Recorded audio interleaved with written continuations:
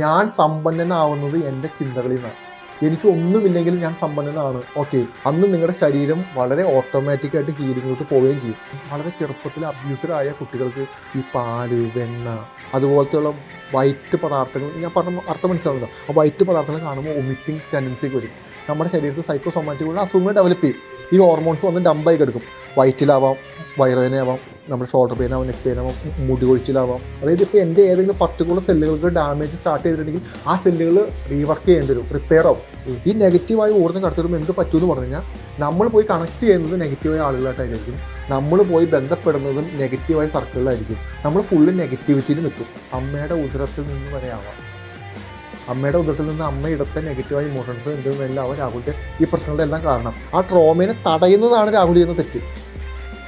ഈ മെഡിറ്റേഷൻ്റെ സൈക്കോളജി, അപ്പം ഈ മെഡിറ്റേഷനെ പറ്റി പറയുമ്പോൾ നമ്മുടെ ഓറ വർദ്ധിപ്പിക്കാൻ വേണ്ടി മെഡിറ്റേഷൻ യൂസ് ചെയ്യാൻ പറ്റും, അല്ലെങ്കിൽ നമ്മുടെ മൈൻഡ് പവറിന് വേണ്ടി മെഡിറ്റേഷൻ യൂസ് ചെയ്യാൻ പറ്റും എന്ന് പറഞ്ഞാൽ ഒരുപാട് പേര് ഇത് ചെയ്യുന്നുണ്ട്. അപ്പം അത് എങ്ങനെയാണ് ഇതുമായിട്ട് കണക്ട് ആകുന്നത്?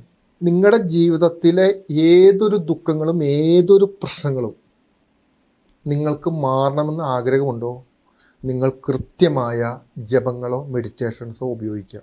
കാരണം നമ്മുടെ കൂടെയുള്ള നെഗറ്റീവായ എനർജികളും നെഗറ്റീവായ എൻറ്റിറ്റികളും ഇത്തരത്തിലുള്ള ഏതൊരു പ്രശ്നങ്ങളും നിങ്ങളുടെ ഉള്ളിലിരിക്കുന്ന പ്രാണോർജം എന്ന് വർദ്ധിക്കുന്നു, അന്ന് ഇതിൻ്റെ പ്രസൻസും അന്ന് ഇതിൻ്റെ ബുദ്ധിമുട്ടുകളും നിങ്ങൾക്ക് തനിയെ മാറും.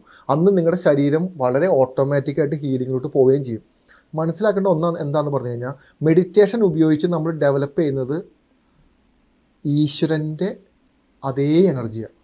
എന്താണോ ഈശ്വരൻ നമ്മൾ വിളിക്കുന്നത് അതേ എനർജിയാണ്. ആ എനർജീനെ നമ്മൾ പ്രാണോർജ്ജം എന്ന് വിളിക്കുന്നത്, പ്രാണൻ്റെ എനർജി. മനസ്സിലായിരുന്നു? അത് ഭയങ്കര പവർഫുള്ളാണ്. ഈ ലോകമേ നിലനിൽക്കുന്നതും നമ്മളേ നിലനിൽക്കുന്നതും എല്ലാം ഈ ഒറ്റ എനർജിയിലാണ്.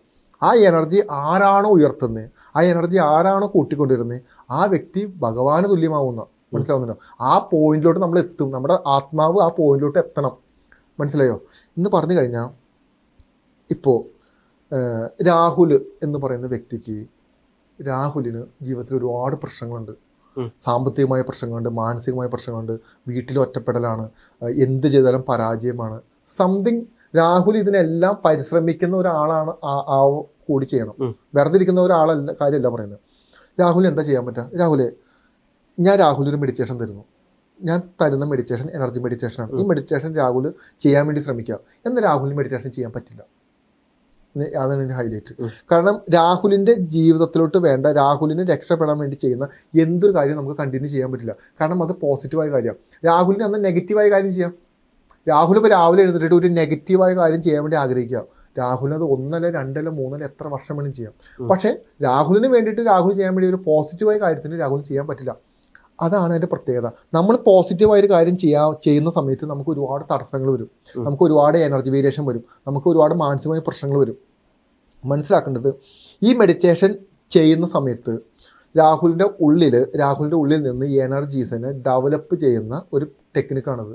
ഈ എനർജീനെ രാഹുൽ ഡെവലപ്പ് ചെയ്ത് ഇതിനെ ഉയർത്തി കൊണ്ടുവരുന്ന സമയത്ത് എന്ത് പറ്റുമെന്ന് പറഞ്ഞു കഴിഞ്ഞാൽ, നേരെ സ്പിരിച്വൽ ആവുകയല്ല രാഹുൽ ചെയ്യുന്നത്. എന്ത് സംഭവിക്കുമെന്ന് പറഞ്ഞു കഴിഞ്ഞാൽ, ഇതിൻ്റെ അകത്തുനിന്ന് രാഹുലിൻ്റെ ഓറയിൽ അടിഞ്ഞുകൂടിയിരിക്കുന്ന ഒരുപാട് നെഗറ്റീവായ എനർജീസ് ഉണ്ട്, രാഹുലിൻ്റെ ചിന്തകളിലുണ്ട്. എന്ന് പറഞ്ഞാൽ രാഹുൽ എന്ന് പറയുന്നത് രാഹുലിൻ്റെ ജീവിതം അങ്ങനെയായി പോവാനും രാഹുലിന് ഇത്തരമുള്ള കാര്യങ്ങളൊക്കെ സംഭവിക്കാനും രാഹുലിൻ്റെ ഉള്ളിലുള്ള നമ്മൾ നെഗറ്റിവിറ്റി എന്ന് പറയില്ലേ, അത് നമ്മുടെ ഉള്ളിലുള്ള നെഗറ്റീവ് ചിന്തകളാണ് നമ്മുടെ ബോഡിയിലോട്ട് ഈ പറയുന്ന നെഗറ്റീവ് ഊർജ്ജം കടത്തിവിടുന്നത്.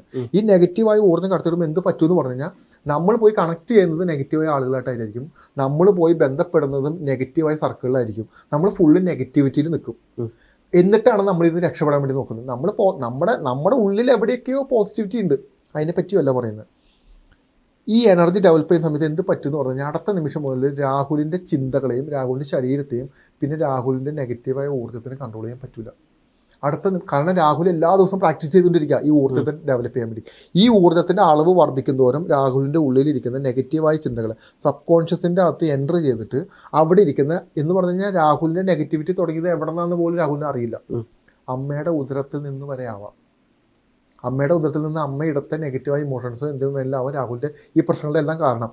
അവിടെ മുതൽ ക്ലിയർ ആവാൻ തുടങ്ങും. എന്ന് പറഞ്ഞു കഴിഞ്ഞാൽ, മെഡിറ്റേഷൻ തുടങ്ങി ഒരു 3 4 6 മാസത്തിനുള്ളിൽ രാഹുൽ മാനസികമായി തകർന്ന് രാഹുലിൻ്റെ ദുഃഖങ്ങളും സങ്കടങ്ങളും എല്ലാം പുറത്തു വന്ന്, രാഹുലിൻ്റെ ഇൻസെക്യൂരിറ്റീസ് എല്ലാം പുറത്തു വന്ന്, രാഹുലിൻ്റെ ട്രസ്റ്റ് ഇഷ്യൂ എല്ലാം പുറത്തു വന്ന് ഇതെല്ലാം പുറത്തു വരും. അപ്പോൾ ഇതെങ്ങനെ പുറത്തു വരുന്നു? രാഹുലിനെ 1.5 മണിക്കൂർ എവിടെയെങ്കിലും സ്വസ്ഥമായിട്ട് ഇരുത്തിയാൽ ആ 1.5 മണിക്കൂർ രാഹുലിൻ്റെ ജീവിതത്തിലൂടെ കടന്നുപോയ മുഴുവൻ നെഗറ്റീവ് തോട്ട്സുകളും ഫയർ ചെയ്യാൻ തുടങ്ങും. നാച്ചുറൽ സൈക്കോളജിയാണ് പറയുന്നത്. നാച്ചുറൽ ആയിട്ട് അങ്ങനെയാണല്ലോ. അതുകൊണ്ടാണല്ലോ നമുക്ക് ആർക്കും 1.5 മണിക്കൂർ ഇരിക്കാൻ പറ്റാത്തത്. സ്വസ്ഥമായിട്ട് ഇരുന്ന് കഴിഞ്ഞാൽ ചിന്തകൾ ഇങ്ങനെ വന്നുകൊണ്ടിരിക്കും. അപ്പം നമ്മളിങ്ങനെ കണ്ണു തുറന്നിട്ട് നമ്മൾ എന്തെങ്കിലും കാര്യങ്ങളൊക്കെ ചെയ്തുകൊണ്ട് കിടക്കുകയോ ഭക്ഷണം കഴിക്കുകയോ അല്ലെങ്കിൽ നമ്മൾ മറ്റേതെങ്കിലും കാര്യങ്ങൾ ചെയ്തു കഴിഞ്ഞാൽ ഈ വരുന്ന ചിന്തകളെ ബ്ലോക്ക് ചെയ്യാനാണ് നമ്മൾ ഇത്തരത്തിലുള്ള ആക്ടിവിറ്റീസ് ചെയ്യുന്നത്. പല ആളുകളും ജോലിക്ക് പോകുന്നതും പ്രണയിക്കുന്നതും മറ്റു പല കാര്യങ്ങളും എല്ലാം ചെയ്യുന്നതും നമ്മുടെ പ്രശ്നങ്ങളിൽ നിന്ന് നമുക്കൊന്ന് മാറണം. ഇപ്പോൾ കൂട്ടുകാരായിട്ട് ഇരിക്കുന്നത് ഇതെല്ലാം ഇത്രയേ ഉള്ളൂ. നമ്മുടെ പ്രശ്നം നമുക്ക് മാറണം. 1.5 മണിക്കൂർ രാഹുൽ ഇരിക്കുന്ന സമയത്ത് രാഹുൽ ഇത്തരത്തിലുള്ള ചിന്തകൾ വരും. ഈ സമയത്ത് രാഹുലിനോട് എനർജി ഡെവലപ്പ് ചെയ്യാനുള്ള ടെക്നിക്ക് കൂടി തരും. ഈ എനർജീനെ പാസ് ചെയ്യാനുള്ള ടെക്നിക്ക് കൂടി തരും. ഈ സാധനങ്ങളെല്ലാം ചെയ്തുകൊണ്ടിരിക്കുമ്പോൾ എന്ത് പറ്റുമെന്ന് പറഞ്ഞു കഴിഞ്ഞാൽ ഈ വരുന്ന തോട്ട്സുകൾ മുഴുവനും ഓട്ടോമാറ്റിക്കായിട്ട് ക്ലിയർ ആവാൻ തുടങ്ങും. എന്ന് പറഞ്ഞാൽ ചിന്തകൾ വരുന്നു പോകുന്നു. ചിന്തകളില്ലാത്തൊരവസ്ഥയല്ല മെഡിറ്റേഷൻ. ചിന്തകളുള്ള ഒരവസ്ഥയാണ് മെഡിറ്റേഷൻ. ചിന്തകളില്ലാതെ നമുക്ക് ജീവിക്കാൻ പറ്റില്ല. ചിന്തകളില്ലാത്ത തോട്ട്ലെസ് സ്റ്റേജിൽ നിന്ന് നമ്മൾ വിളിക്കുന്നത് വർഷങ്ങളോളം മെഡിറ്റേഷൻ ചെയ്ത എക്സ്പീരിയൻസ് ഉള്ളവരുടെ കാര്യം പറയുന്നത്. അതിലോട്ടൊന്നും നമ്മളിപ്പോൾ എത്താൻ ശ്രമിക്കേണ്ട. നമ്മളൊക്കെ സാധാരണക്കാരാണ്, നമ്മൾ സന്യാസികളൊന്നുമല്ല നമ്മൾ. അപ്പോൾ ഈ പറയുന്ന അവസ്ഥേനെ ഇതിപ്പോൾ പറയുന്നത് ഒരു പ്യൂർ സൈക്കോളജിയാണ് എന്ന് പറയാൻ കാരണം എന്ന് പറഞ്ഞു കഴിഞ്ഞാൽ നമ്മളൊരു കൗൺസിലിങ്ങിനോ നമ്മളൊരു തെറാപ്പിക്കൊക്കെ പോകുന്ന സമയത്ത് ഇതാണ് അവിടെ നടക്കുന്ന പ്രോസസ്സ്. ഇത് എന്തുകൊണ്ട് നമ്മുടെ ഉള്ളിൽ നടക്കില്ല എന്നാണ് ഞാൻ ചോദിക്കുന്ന ചോദ്യം. ഈ പറയുന്ന നെഗറ്റീവായ ചിന്തകൾ എത്ര നാൾ വരും? രാഹുലിൻ്റെ ഇതുവരെയുള്ള ജീവിതത്തിനിടയ്ക്ക് രാഹുൽ എത്രത്തോളാണെങ്കിലും ഒരു 3 മാസം കണ്ടിന്യൂ വരുമായിരിക്കും. അത് കഴിഞ്ഞാൽ വരില്ല. എന്താ കാര്യം എന്നറിയാമോ? അതിൻ്റെ ഇൻറ്റൻസിറ്റി കുറയും. രാഹുലിൻ്റെ ചെറുപ്പത്തിലുണ്ടായ ഒരു ട്രോമ വരുമ്പോൾ ആ ട്രോമേനെ തടയുന്നതാണ് രാഹുൽ ചെയ്യുന്ന തെറ്റ്. അല്ലെങ്കിൽ ആ ട്രോമ ഇതിനു മുമ്പ് വന്നിട്ടുണ്ടാവും. വരുന്ന സമയത്ത് രാഹുലിന് പേപ്പർ തല കറങ്ങിയോ അല്ലെങ്കിൽ ടെൻഷൻ വരികയോ അല്ലെങ്കിൽ ആളുകളോട് ദേഷ്യം വരികയോ അല്ലെങ്കിൽ ഏതെങ്കിലും പർട്ടിക്കുലർ സ്മെല്ലുകളോ കാര്യങ്ങളോ ഇതൊക്കെ ഈ വളരെ ചെറുപ്പത്തിൽ അബ്യൂസറായ കുട്ടികൾക്ക് ഈ പാല്, വെണ്ണ, അതുപോലത്തെയുള്ള വൈറ്റ് പദാർത്ഥങ്ങൾ, ഞാൻ പറഞ്ഞ അർത്ഥം മനസ്സിലാവുന്നല്ലോ, ആ വൈറ്റ് പദാർത്ഥങ്ങൾ കാണുമ്പോൾ വൊമിറ്റിംഗ് ടെൻഡൻസിയൊക്കെ വരും. എന്താ കാര്യം എന്ന് പറഞ്ഞു കഴിഞ്ഞാൽ അത് അവർ ചെറുപ്പത്തിൽ അബ്യൂസറായ ഒരു അവസ്ഥയാണ്. ഈ അബ്യൂസറായ അവസ്ഥേനെ ഇവർ ബ്ലോക്ക് ചെയ്യുക.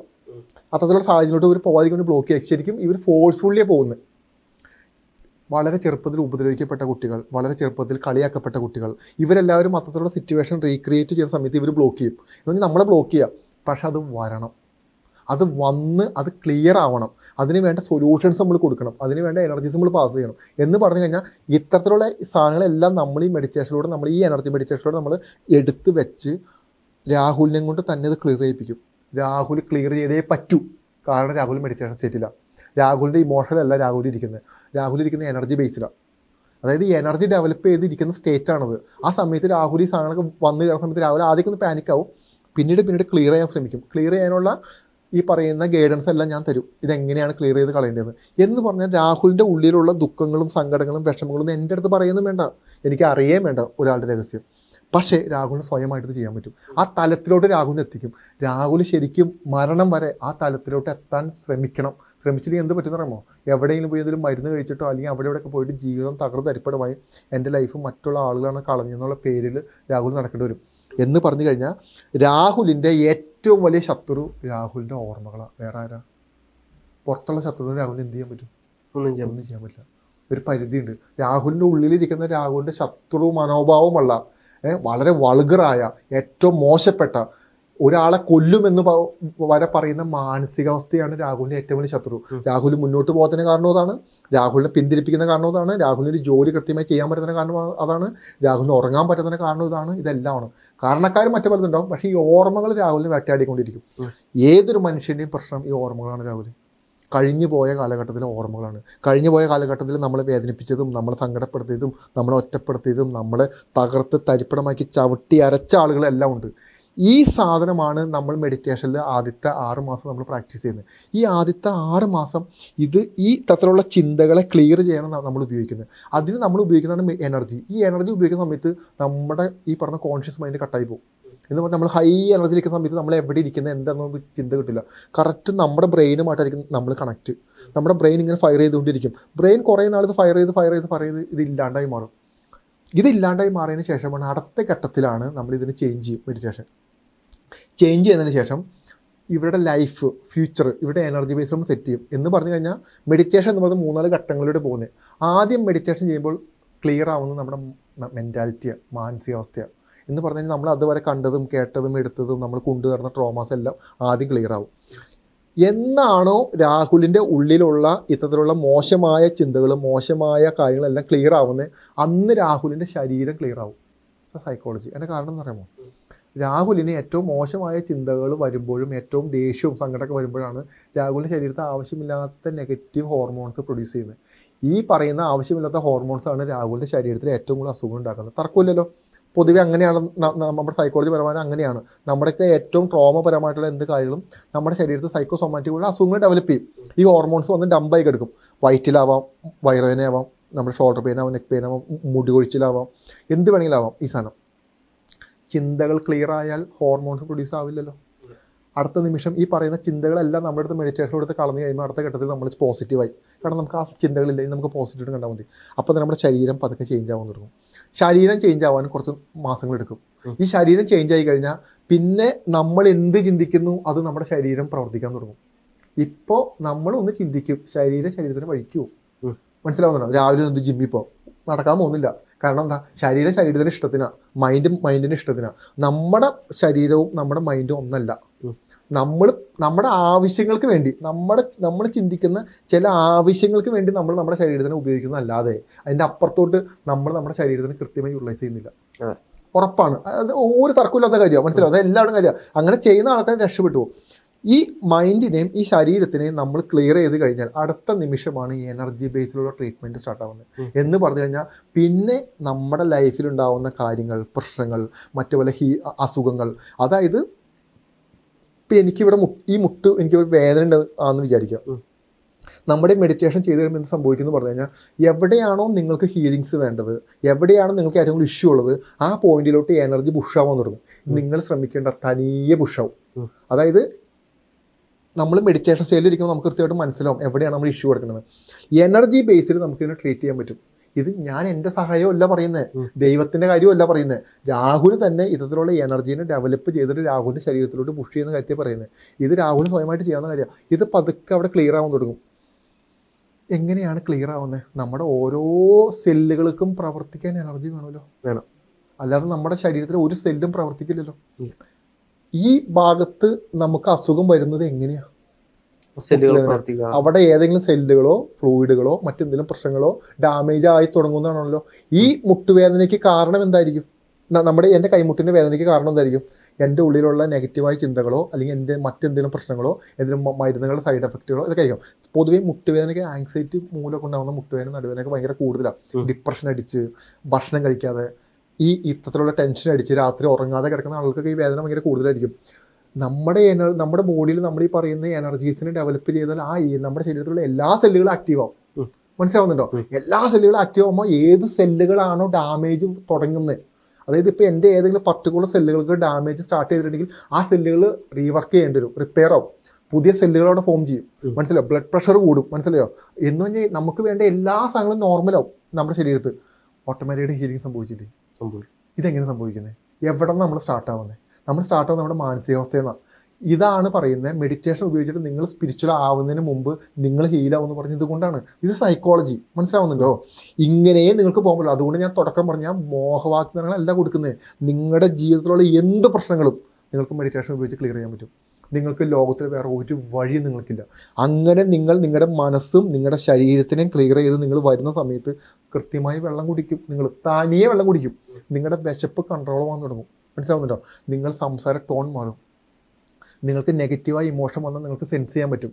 നെഗറ്റീവായ ഒരാൾ നിങ്ങളുടെ അടുത്ത് വന്ന് സെൻസ് ചെയ്യാൻ പറ്റും. ഇതെല്ലാം മെഡിറ്റേഷൻ്റെ പവർ കൊണ്ടാണ്. മനസ്സിലാവുന്നുണ്ടോ? എന്ന് പറഞ്ഞാൽ നിങ്ങളുടെ ബോധം വികസിക്കും. ഞാൻ എന്തിനിപ്പോൾ രാഹുലും പണ്ട് വഴക്കിട്ടിരുന്ന വിഷയങ്ങൾ രാഹുൽ ഇപ്പോൾ ചിന്തിക്കും, ഞാൻ എന്തിനിപ്പോൾ വഴക്കിടുന്നത്? എൻ്റെ സമാധാനമല്ലേ പോകുന്നത്. കാരണം എന്താ? രാഹുലിന് സമാധാനം കിട്ടിത്തുടങ്ങി.